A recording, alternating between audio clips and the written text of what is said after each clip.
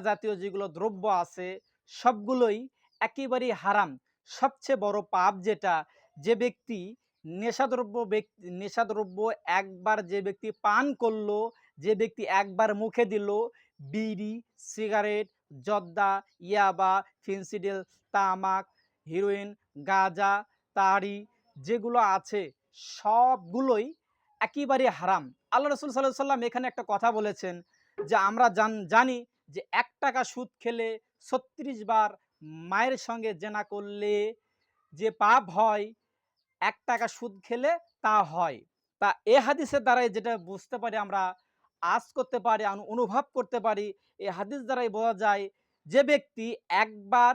গুল, সিগারেট, মদ যেকোনো নেশাদ্রব্যই হোক না কেন, যে ব্যক্তি একবার তা পান করলো সে যেন তার নিজ মার সঙ্গে জেনা করলো, নিজ ফুফুর সঙ্গে